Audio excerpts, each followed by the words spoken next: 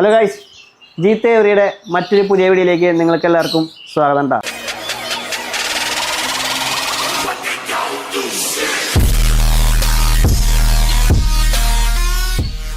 ഇന്ന് ഞാൻ കാണിച്ചു തരാൻ പോണതേ വലിപ്പം കൊണ്ട് സാധാരണ ഫിഞ്ചസിൻ്റെ ഒരു 2 ഇരട്ടി സൈസുള്ള വെറൈറ്റി ഫിഞ്ചസിനായിട്ട് പരിചയപ്പെടുത്തണേ.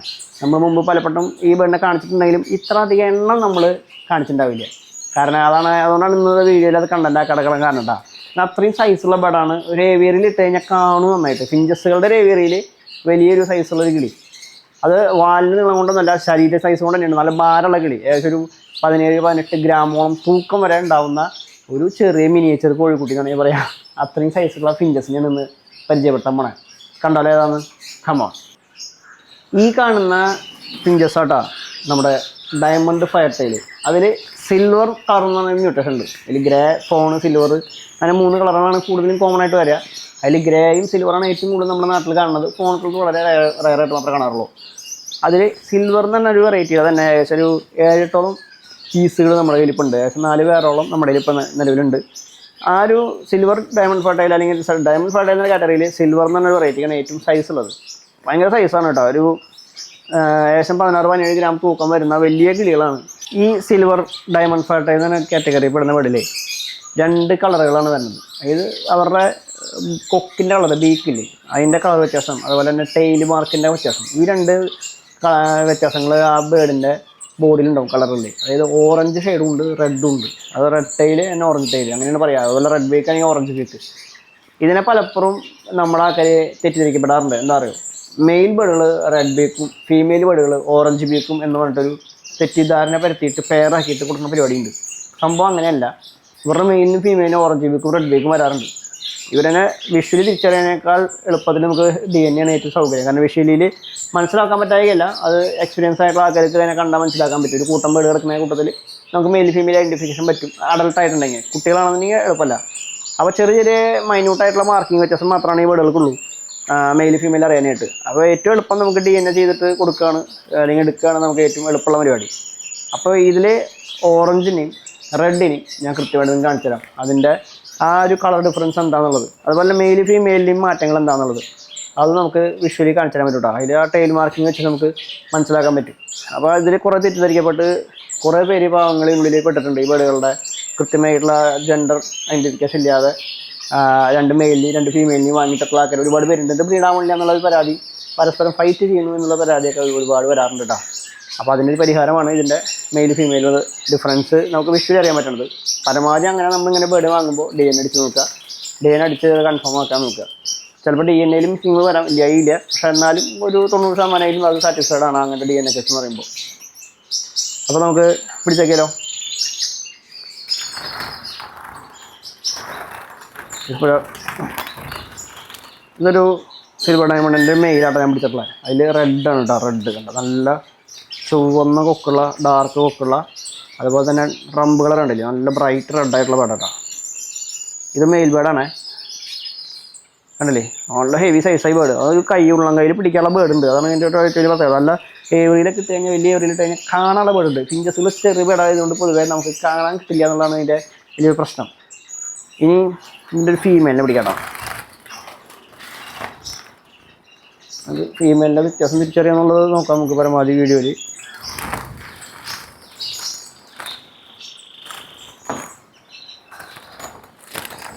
ഇതൊന്നുകൂടിയും കൺഫേം ആക്കി പറയാൻ പറ്റുന്ന DNA കഴിഞ്ഞിരിക്കുന്ന പഴം ആയതുകൊണ്ടാട്ടോ എനിക്ക് ഇത്രയും എളുപ്പത്തിൽ പറയാൻ പറ്റുന്നത്. ചിലപ്പോൾ എല്ലായ്പ്പോഴും അങ്ങനെ DNA ഇല്ലാത്ത പെണ്ണ് നമുക്ക് എളുപ്പത്തിൽ ഒട്ടടി പറയാൻ പറ്റുന്ന വരില്ല. പക്ഷേ ഇത് കുറച്ച് ഡിഫറൻസ് ചെയ്യുന്ന ബീക്ക് കളറൊക്കെ വ്യത്യാസം കൊണ്ട് മനസ്സിലാക്കാൻ പറ്റുന്നുണ്ടോ. ഇത് നല്ല ഡാർക്ക് ബീക്കാണ്, ഇത് ലൈറ്റ് ബീക്കാണ്. അതുപോലെ തന്നെ ഹെഡ് സൈസ് വ്യത്യാസം കേട്ടോ വരാൻ വഴി. മെയിലിൻ്റെ ഹെഡ് കുറച്ചുകൂടി വലിയ ഹെഡാവും. പോയി മോനെ പറഞ്ഞിട്ട് എപ്പോഴും പറയണമെന്നാണ്, ഏവറി ഫുള്ള് നെറ്റ് ഇട്ട് കഴിഞ്ഞാൽ ഇതേപോലുള്ള നഷ്ടങ്ങൾ നമുക്ക് ലാഭമാക്കി എടുക്കാൻ പറ്റും. സാധനം പുറത്തേക്ക് പോയില്ലേ ഇരിക്കുന്ന അവിടെ. ആ ക്യാച്ച് കറക്റ്റ് കയ്യിലൊന്ന് ക്യാച്ച് എടുത്തിട്ട് അതെ കയ്യിലെത്തിയിട്ട് എപ്പോഴും ആവശ്യക്കാരുള്ളൊരു വെറൈറ്റി ഫിഞ്ചസ് കേട്ടോ നമ്മുടെ ഡയമണ്ട് ഫർട്ടൈൽ. നോക്കിയേ ഡിഫറൻസ് കേട്ടോ. ഒരേ ബേഡ് തന്നെയാണ്, ഒരേ സൈസ്, ഒരേ കളർ, വ്യത്യാസം കണ്ടോ. ബോഡി സൈസ് കണ്ടോ. ഇത് മെയിൽ ബേഡാണ്. നല്ല നീളവും വണ്ണവും സൈസും ഒക്കെ ഉണ്ട്. ഫീമെയിൽ ബേഡ് നേരെ തിരിച്ചാണ് കേട്ടോ, അത്രയ്ക്കില്ല. മെയിലിൻ്റെ അത്ര വലുപ്പവും ഇല്ല. അതുപോലെ തന്നെ ട്രംപ് കളർ കണ്ടോ, വ്യത്യാസം കണ്ടോ. ഇതിന് മെയിൽ ബേഡിൻ്റെ എപ്പോഴും നല്ല ബ്രൈറ്റ് റെഡായിട്ടിരിക്കണേ, ഫീമെയിൽ ബേഡിൻ്റെ ലൈറ്റ് റെഡാണ് ഇരിക്കണേ. ബോഡി കളറിലും ചെറിയ വ്യത്യാസമുണ്ട്. ഡാർക്ക് കളർ ബോഡിയാണ് ഫീമെയിൽ ബേഡിന് വരുന്നത്. മെയിൽ ബേഡിന് നല്ല ഇത്തിരി ബ്രൈറ്റ് ആയിട്ടുള്ള കളർ വ്യത്യാസം വരുന്നത്. അതുകൊണ്ട് ബീ കളർ കാര്യങ്ങൾ, ചെസ്റ്റിലെ സ്പോട്ടുകൾ, ചെസ്റ്റ് കാണിക്കാൻ നമ്മൾ ഈ ഉള്ളം കയ്യിൽ വെച്ച് കാണിക്കാൻ ഇത്തിരി എളുപ്പമല്ല കേട്ടോ. ചെസ്റ്റിലെ സ്പോട്ടുകൾ, ചെസ്റ്റിലെ വൈറ്റ് കളർ, ഇതൊക്കെ ഭയങ്കര വ്യത്യാസമാണ്. ഈ ഡോട്ട്സുകളൊക്കെ ഉണ്ടാവും. പിന്നെയും പോയി എവിടെ നിന്ന് പറക്കുന്നുണ്ടല്ലോ, വേഗിനേക്ക് മുകളിൽ വേഗിനും കൂടെ. അപ്പം ഞാൻ ഈ തലക്കാലം ഈ ബേഡിനെ ഞാൻ തിരിച്ച് കൂടുതലേക്ക് ഇട്ടാം കേട്ടോ. ഞാൻ അതിനെ പിടിക്കണ്ടേ. എൻ്റെ കയ്യെത്തണേന്ന് തൊട്ടാൾ ഇങ്ങനെ പിടിക്കാൻ പറ്റുമെന്ന് നോക്കി നോക്കാം. ചിലപ്പോൾ പറന്നു കൂട്ടാ പോയി ആളങ്ങോട്ട് ദൂരേക്ക് പറന്നു പോയേക്കാണ്. അപ്പോൾ സ്വസ്ഥമായിട്ട് അവിടെ ഇരിക്കുന്നുണ്ട്. ഇതിൽ തന്നെ ഓറഞ്ച് മ്യൂട്ടേഷൻ ഉണ്ട് കേട്ടോ. ഞാൻ അതിനെയും കാണിച്ചു തരാം എളുപ്പത്തിൽ.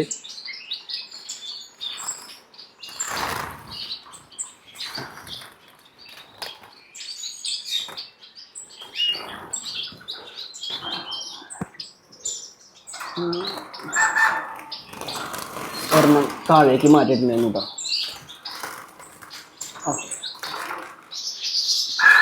അല്ലേ കണ്ടാ, ഓറഞ്ച് ബേഡ്, റംബ് ഓറഞ്ച് ആയിട്ടുള്ള, ഓറഞ്ച് ഷെയ്ഡായിട്ടുള്ള ഡയമണ്ട് ഫാട്ടയിൽ കേട്ടോ.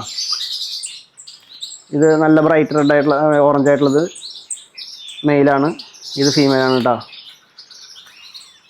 കാണുമ്പോൾ കാഴ്ചയിൽ ഒരേപോലെയാണ്. അപ്പോൾ ഇതിലത്തെ ഒരു മെയിലിനെയും റെഡ് കളറിലൊരു ഫീമെയിൽ എടുത്തു കഴിഞ്ഞാൽ, അല്ലെങ്കിൽ അങ്ങനെ തിരിച്ചെടുത്ത് കഴിഞ്ഞാൽ ആൾക്കാർ പെട്ടെന്ന് തെറ്റിദ്ധരിക്കപ്പെടും എന്നുള്ളതാണ് ഇതിലത്തെ ഏറ്റവും വ്യക്തമായിട്ടുള്ള കാര്യം. എപ്പോഴും സംഭവിച്ചുകൊണ്ടിരിക്കുന്ന ഒരു കാര്യമാണ് കേട്ടോ. ഞാൻ ഇപ്പോൾ ഇവരെയും കൂട്ടിലേക്ക് റിലീസ് ചെയ്യണം തിരിച്ച്. കാരണം കയ്യിൽ എപ്പോഴും പിടിച്ചുകൊണ്ടിരുന്ന ഭയങ്കര ബുദ്ധിമുട്ടാണ്. വലിയ കിളിയാണ്, ഭയങ്കര സ്ട്രെസ്സാണ്. മറ്റേ കിളി അവിടെ പോയി ഇരിക്കുകയാണ് കേട്ടോ, മുകളിലിരിക്കുന്നുണ്ട്. അതിനെ പിടിക്കാൻ കിട്ടുമെന്ന് അറിയില്ല. പിന്നെ നമ്മുടെ കയ്യിലേക്ക് ഇതേ പറന്നു വന്നിരുന്നത് കേട്ടോ ഫീമെയിൽ. തിരിച്ച് പിന്നെയും പറന്ന് കയ്യിലേക്ക് തന്നെ നെറ്റൊന്നും ഇല്ലാണ്ട് പിടിക്കാൻ പറ്റി. ഇവരൊക്കെ നല്ല രീതിയിൽ പറക്കണ കിളികളാണ്. ഈ ഏരിയയിൽ അവർക്ക് സ്ഥലങ്ങൾ അറിയാത്ത കാരണം കൊണ്ട് അവർ പെട്ടെന്ന് പാനിക്കായിട്ട് പറക്കണമെന്നാണ്. അപ്പോൾ നമ്മുടെ മുമ്പിൽ തന്നെ വന്ന് നമ്മൾ തന്നെ കറക്റ്റായിട്ട് ക്യാച്ച് ചെയ്തു, അത്രേ ഉള്ളൂ കേട്ടോ. പക്ഷേ പുറത്തേക്ക് പോയി കഴിഞ്ഞാൽ അവരവരുടെ വാർഡിന് പോകും. അപ്പോൾ എപ്പോഴും കവർ ചെയ്തിട്ടുള്ള സ്ഥലങ്ങളിൽ കിളികളെ കൂടും കിളികളെയും പാർപ്പിക്കാൻ ശ്രമിക്കുക. അപ്പോൾ നമുക്ക് അവരെ ഇതുപോലെ നഷ്ടപ്പെടാതെ ഇരിക്കും. ഇവരുടെ ഡയറ്റ് എന്ന് പറയുന്നത് കൂടുതലും ലൈവ് ഫുഡുകൾ കഴിക്കാൻ താല്പര്യപ്പെടുന്ന കിളികളാണ് കേട്ടോ. അതായത് മീൽ വോംസ്, അതുപോലെ തന്നെ ചെറിയ ചെറിയ പ്യൂപ്പകൾ സാധനങ്ങളൊക്കെ ഇല്ലേ, അതുപോലെ ചെറിയ വണ്ടുകൾ, അങ്ങനെയുള്ള സാധനങ്ങളൊക്കെ നന്നായി കഴിക്കും. പിന്നെ സീഡ് മിക്സ്, സാധാരണ പിഞ്ചസുകളുടെ സീഡ് മിക്സ്, നൈഗർ സീഡ്, എല്ലാ ഫുഡും അത്യാവശ്യം കഴിക്കും. എഗ് ഫുഡ് കഴിക്കും, വെജിറ്റബിൾസ് കഴിക്കും, ഇലവർഗ്ഗങ്ങൾ കഴിക്കും. പിന്നെ ഈ പുതിയതായിട്ട് മുളച്ച് വരുന്ന ഇലക്കൂമ്പുകളൊക്കെ ഇല്ലേ, ഇപ്പം തന്നെയൊക്കെ നമ്മൾ മുളപ്പിച്ച് കഴിഞ്ഞാൽ അതിൻ്റെ കൂമ്പുകളൊക്കെ ഭയങ്കരമായിട്ട് കഴിക്കും. ഗ്രാസുകൾ നന്നായി കഴിക്കുന്ന ഒരു കാറ്റഗറി പെടുന്ന പെടട്ടാ ഡയമണ്ട് ഫാട്ടഗറി. പിന്നെ ഇവരുടെ മറ്റൊരു വലിയ പ്രത്യേകത എന്ന് പറയാനായിട്ട് അത്യാവശ്യം സൈസുള്ള കിളികളാണ്. ഏവറിയിൽ ഇടുമ്പോൾ തന്നെ ഇവരുടെ കാറ്റഗറിയിൽ പെടുന്ന അല്ലെങ്കിൽ ഇവരുടെ ശരീരത്തിനോട് ചേർന്ന് വരുന്ന ടൈപ്പിലുള്ള ഫിഞ്ചസുകൾ അതിനെ കൂടുതൽ കീപ്പ് ചെയ്ത് കഴിഞ്ഞാൽ ഫൈറ്റിങ് കുറയ്ക്കുക എന്നുള്ളതാണ് ഏറ്റവും പ്രത്യേകത. അതായത് ഇവർ എത്ര എണ്ണം ഉണ്ടെങ്കിലും കുഴപ്പമില്ല. ഒപ്പടുന്ന കിളികൾ നമ്മളിപ്പോൾ ഈ golden finches, star Finch, owl Finch, അങ്ങനെ സോഫ്റ്റ് ബോഡി ആയിട്ടുള്ള വലിയ ഇമ്മ്യൂണിറ്റി ഇല്ലാത്ത അല്ലെങ്കിൽ ചെറിയ ടൈപ്പ് കിളികളായി കഴിഞ്ഞാൽ, വലിയ സൈസ് അല്ലാത്ത ചെറിയ ഇവറുകളൊക്കെ ആണെങ്കിൽ അറ്റാക്കിങ് ഉണ്ടാവാൻ ചാൻസ് കൂടുതല. അത് കൂടുതലും നെസ്റ്റിന് വേണ്ടിയിട്ടാണ്. ഇവരൊക്കെ കൂടുതലും കേജുകൾ ബ്രീഡാവുകയാണെങ്കിൽ തന്നെ അവർക്ക് അവരുടേതായിട്ടുള്ള ഒരു പ്ലാന്റഡ് സെറ്റപ്പ് ചെയ്ത് കൊടുത്താൽ മാത്രമാണ് അതിൽ ബ്രീഡാവുള്ളൂ. അതായത് ഗ്രാസ് വെച്ച് കൊടുക്കുക, ചെടികൾ, പ്ലാസ്റ്റിക് പ്ലാന്റ്സ് അതിൽ വെച്ച് കൊടുത്തിട്ട് അതൊരു ഹിഡൻ സ്പോട്ടുകൾ അവർ തന്നെ തിരഞ്ഞെടുത്ത് അതിൽ അങ്ങനെ ബ്രീഡാവുക ചെയ്യുക.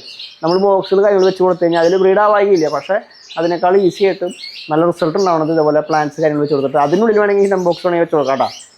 ചെറിയ കാർഡ്ബോർഡ് ബോക്സ് ആണെങ്കിൽ പോലും ചെറിയ ഹോളൊക്കെ ഇട്ടിട്ട് വെച്ച് കൊടുക്കുക. അതിൻ്റെ മൊത്തം പ്ലാസ്റ്റിക് ചെടികളെ കൊണ്ട് കവർ ചെയ്തിട്ടൊക്കെ വയ്ക്കുകയാണെന്നുണ്ടെങ്കിൽ അതിൽ ബ്രീഡാവും. അല്ലാതെ ഓപ്പൺ ആയിട്ടൊരു കേജിൽ നമ്മൾ ഓപ്പൺ ആയിട്ട് നെസ്റ്റ് വെച്ച് കൊടുത്തു കഴിഞ്ഞാൽ അതിൽ ബ്രീഡായി കിട്ടാൻ ചാൻസ് വളരെ കുറവാണ്. അത്രയും നല്ല പെയറൊക്കെ ആണെങ്കിലാണ് അങ്ങനെ ബ്രീഡായി കിട്ടുള്ളൂ. അപ്പോൾ ഒരേ സൈസിലുള്ള കിളികളല്ലാത്ത ചെറിയ ഫിഞ്ചസുകളിൽ ഒപ്പിട്ട് കഴിഞ്ഞാൽ കേജിന് വേണ്ടിയിട്ടുള്ള ഫൈറ്റ് ഉണ്ടാവുന്ന അല്ലെങ്കിൽ ഉണ്ടാക്കുന്ന ഒരു വെറൈറ്റി ആട്ടോ നമ്മുടെ ഈ ഡയമണ്ട് ഫാട്ടയിൽ പൊതുവെ. അപ്പോൾ നമ്മളെപ്പോഴും അവർക്ക് അനുയോജ്യമായിട്ടുള്ള പെയറിംഗ് ആയിട്ടുള്ള വീടുകൾ തന്നെ, അല്ലെങ്കിൽ അവരുടെ കൂട്ടത്തിൽ ഇടാൻ പറ്റുന്ന പോലത്തെ നമ്മുടെ എന്താ പറയുക ജാവകൾ, കട്ട് ഫ്രൂട്ട് ഫിഞ്ചുകൾ, അതുപോലെ തന്നെ വൈതകൾ, ബിഷപ്പ്, അങ്ങനത്തെ ഒരു ആഫ്രിക്കൻ ഫിഞ്ചസിൻ്റെ കാറ്റഗറി പെടുന്ന വീടുകൾ തന്നെയൊക്കെ വലിയ സൈസുള്ള വീടുകൾ, നമ്മുടെ റെഡ് ഗഡ, മന്ദീന, അതുപോലെ പിന്നെ കുറച്ച് അഗ്രിഷമാണെങ്കിൽ പറയുകയാണെങ്കിൽ പാരറ്റ് ഫിഞ്ചൊന്നും വലിയ കുഴപ്പമില്ല കേട്ടോ, അതൊക്കെ കൂടുതൽ കിടക്കും. പക്ഷേ അവർക്ക് ഫ്ലൈറ്റ് ചെയ്ത് അതുപോലെ തന്നെ ഫ്ലൈങ് ചെയ്ത് മാറിപ്പോവാനും അവരുടെ ടെറിട്ടറി ഉണ്ടാക്കാനൊക്കെ പറ്റുന്ന വീടുകളാണ്. ആ സമയം ഔൾ ഫിഞ്ച്, സ്റ്റാർ ഫിഞ്ച്, ഗോൾഡിയൻ, അല്ലെങ്കിൽ സാധാരണ നമ്മുടെ സീബ്ര ഫിഞ്ചസുകൾ, ബംഗാളി ഫിഞ്ചസുകൾ, ഇവരൊക്കെ ഇവരുള്ള കൂടുകളിൽ സർവൈവ് ചെയ്ത് കിട്ടാൻ ഭയങ്കര പാടാണ്. അതിന് അത്രയും വലിയ ഏവറി വേണം. നമ്മൾ ചെറിയ കൺജസ്റ്റഡ് ആയിട്ടുള്ള ചെറിയ ഏവറി പല ആൾക്കാരും നമ്മുടെ കയ്യിൽ നിന്ന് കൊണ്ടുപോകുന്ന ആൾക്കാർ, ഫ്ലാറ്റ് ലൈഫിൽ ജീവിക്കുന്ന ആൾക്കാർ കൊണ്ടുപോകുന്ന കേജുകൾ, ഒരു 5 അടി 6 അടി സൈസുള്ള കേജുകളിൽ ഏവറി പോലെ 4-5 വെറൈറ്റി ബേഡുകൾ ഇടുമ്പോൾ കൂട്ടത്തിലൊക്കെ ഈ ബേഡിനെ കൊണ്ടിടാറുണ്ട്. അവരോട് ഞാൻ ഒരിക്കലും സജസ്റ്റ് ചെയ്യാത്തൊരു ബേഡാണ്. നമ്മുടെ ഡയമണ്ട് ഫർട്ടൈലുകൾ. അതിലെനിക്ക് തോന്നുന്നത് കുറച്ചും കൂടി പ്രശ്നക്കാരി സിൽവറാണ്. വലിയ പേടാന്നുള്ളതിൻ്റെ തന്നെ അഹങ്കാരം അവർ നന്നായിട്ടുണ്ട്. അത് തന്നെയാണ് അവരങ്ങനെ കാണിക്കുന്നത്. പിന്നെയും ഗ്രേയും ഫോണൊക്കെ വച്ചിലൂടെയും ചെറിയ സൈസാണ്, പാവങ്ങളാണെന്നൊക്കെ വേണമെങ്കിൽ പറയാം. പക്ഷെ അഗ്രഷൻ ഉണ്ട്, അല്ല. അതാണ് ഇവരുടെ മറ്റൊരു പ്രത്യേകത പറയുന്നത്. പിന്നെ ലൈഫ് സ്പാൻ എന്ന് പറയുന്നത് 5 മുതൽ 10 വർഷത്തിനുള്ളിൽ വരെ ജീവിക്കും. അതുപോലെ തന്നെ 1 വയസ്സിന് മുകളിലേക്കാണ് ബ്രീഡിങ്ങിൻ്റെ സമയം വരുന്നത്. 5 മുതൽ 6 വരെ ചെയ്യാറുണ്ട്. എന്താ പറയുക, അത്യാവശ്യം നല്ല ഇമ്മ്യൂണിറ്റി പവർ ഉള്ളൊരു ബേർഡ് കൂടിയാണ് നമ്മുടെ ഈ ഡയമണ്ട് ഫർട്ടൈൽ കേട്ടോ. അതാണ് ഇവരുടെ ഏറ്റവും പ്രത്യേകതകളൊക്കെ. അതുപോലെ തന്നെ ബ്രീഡിങ്ങും അത്യാവശ്യം നല്ല രീതിയിൽ സെൽഫായിട്ട് കുഞ്ഞുങ്ങളെ നോക്കി വളർത്തിയെടുക്കുന്ന ബേർഡുകളാണ്. ഏകദേശം 4 ആഴ്ചയാണ് ഇവരുടെയൊക്കെ നെസ്റ്റോട്ട് പീരീഡൊക്കെ വരുന്നത്. മറ്റ് ഫിഞ്ചസുകളെ പോലെ തന്നെയാണ് കാര്യങ്ങൾ. കൂടുതലും ലൈവ് ഫുഡിനോട് താല്പര്യമുള്ള ബേർഡുകളാണ്. ഇപ്പോൾ അത്യാവശ്യം ചെറിയ സൈസ് പല്ലി, ചെറിയ പഴുതാരൊക്കെ കൂട്ടിലേക്ക് വന്നാലും ഇവരുണ്ടെങ്കിൽ പേടിക്കേണ്ട കാര്യമില്ല, അതിനെ പുഷിക്കോളും. കാരണം വെച്ചാൽ നന്നായി കഴിക്കും. ഒരു മടി കൂടാതെ കഴിക്കുന്ന ബേർഡുകളാണ്. മീൽ വോംസൊക്കെ നല്ല ഡയറ്റിൽ എപ്പോഴും ഉൾപ്പെടുത്തി കഴിഞ്ഞാൽ ആ ബ്രീഡിങ്ങിനൊക്കെ നല്ല റിസൾട്ട് ഉണ്ടാക്കിയെടുക്കാൻ പറ്റുന്നതാണ് ഈ ബേർഡുകളിലൊക്കെ ചെയ്തിട്ടുള്ള നമ്മുടെയൊക്കെ അനുഭവം. നമ്മളെ ഒരുപാട് പേര് ഇപ്പോൾ കോൺടാക്ട് ചെയ്യുന്നുണ്ട്. നമ്മുടെ ചാനൽ കണ്ട് വീഡിയോസ് കണ്ടിട്ട് ഓഫറുകളുണ്ടോ വെച്ചിട്ട് വിളിക്കുന്നത്. നിലവിൽ ഓഫറുകളില്ല കേട്ടോ. കാരണം ഓഫറിൽ ഉണ്ടായിരുന്ന ബേർഡുകളൊക്കെ കഴിഞ്ഞ് നമ്മുടെ കാനറീസുകളൊക്കെ കാലി എന്ന് വേണമെങ്കിൽ പറയാം. അതുപോലെ ഫിഞ്ചസ്, ഗോൾഡ് ഫിൻസ് ഒക്കെ ഉണ്ട്, കൂടുതൽ കാലിയാണ്. അത്രയും നല്ല ബിഗ്ഗസ്റ്റ് സെയിലല്ല പറഞ്ഞാൽ നല്ല ഓഫറുകളായിരുന്നു. അപ്പോൾ മിസ്സായ ആൾക്കാർക്ക് നഷ്ടബോധം വേണ്ട, നമ്മൾ വരും നല്ലൊരു ഓഫറായിട്ട് നമ്മൾ ഇനി തിരിച്ചു വരുന്നതാണ്. അതുപോലെ തന്നെ എന്താ പറയുക, വെറൈറ്റി ഫിഞ്ചസുകൾ, അതുപോലെ നമ്മുടെ റോസി ബോർക്ക് കണ്ടിരിക്കണൊക്കെ 1, 2 പേർ റോസി ബോർക്ക് നല്ല അടിപൊളി ബേർഡുകൾ കേട്ടോ. ലോക്കൽ ബേർഡുകൾ, നമ്മുടെ ഹോം ബ്രീഡ് ലോക്കൽ ബേർഡുകളാണ്. അതുപോലെ തന്നെ കളറായി അഡൾട്ടായി കൊണ്ടിരിക്കുന്ന ബേർഡുകൾ, പക്ക ബ്രീഡിങ് കണ്ടീഷനിൽ നിൽക്കുന്ന ബേർഡുകളായിട്ടാണ് നിൽക്കുന്നത്. അതുപോലെ തന്നെ കാനറികളിൽ 1 പേരോ 2 പേരോ മാത്രമേ കൊടുക്കാനുള്ളൂ. പിന്നെ ഫിഞ്ചസിൻ്റെ റേറ്റുകളിൽ നമുക്ക് ആൽബിന കട്ട്റൂട്ടിൻ്റെ വലിയൊരു കളക്ഷൻ വന്നിട്ടുണ്ട്. ഇപ്പം നല്ല ബേർഡുകൾ കേട്ടോ, ലോക്കലായിട്ട് ഇറങ്ങിയിട്ടുള്ള ബേർഡുകളാണ്. അതുപോലെ പാരറ്റ് ഫിഞ്ചിൻ്റെ ഒരു 3-4 വെറൈറ്റി പാരറ്റ് ഫിഞ്ചുകൾ. അതുപോലെ കട്ട്റൂട്ടിൽ സാധാരണ കട്ട്റൂട്ട് മാത്രമല്ല, ഓറഞ്ച് ത്രോട്ട്, കട്ട്റൂട്ട്, കുറച്ച് ഗോൾഡ് ഫിഞ്ച് കഴിഞ്ഞു. പിന്നെ എന്താ പറയുക, പൈഡ് പാരറ്റ് ഫിഞ്ച്, അങ്ങനെയൊക്കെ നമ്മളിപ്പോഴും സ്റ്റോക്ക് ഉണ്ട്, ഒക്കെ ബുക്കിങ്ങിലേക്ക് വന്നിരിക്കുകയാണ്. അതുപോലെ പിന്നെ സ്റ്റാർ ഫിഞ്ചിൻ്റെ ചെറിയ കളക്ഷൻ വെച്ചാൽ കുറേശ്ശെ ഉള്ളൂ. കാരണം ഹൈ ഡിമാൻഡിൽ ഇപ്പോൾ ഫിഞ്ചസുകൾ സെയിലായിക്കൊണ്ടിരിക്കുകയാണ്. അപ്പോൾ അതുകൊണ്ട് തന്നെ വളരെ കുറച്ച് ബേർഡ് കൂടിയുള്ളൂ. അതും വളരെ കുറച്ച് പേരുകളുള്ളൂ, ഒരുപാടില്ല. കുറച്ച് പേരുകൾ വെച്ചിട്ട് നമ്മളിലിപ്പോൾ കുറച്ച് കളക്ഷൻ ഉണ്ടെന്ന് മാത്രം. അപ്പോൾ നല്ല വെറൈറ്റി ഫിഞ്ചസുകളെയും നല്ല വെറൈറ്റി ബേർഡുകളും നിങ്ങൾക്ക് ആവശ്യമുണ്ടെന്നുണ്ടെങ്കിൽ നമ്മളെ തീർച്ചയായിട്ടും കോൺടാക്ട് ചെയ്യുക. മറ്റൊരു പുതിയ വീഡിയോ ആയിട്ട് കാണുമ്പോഴേക്കും ബൈ.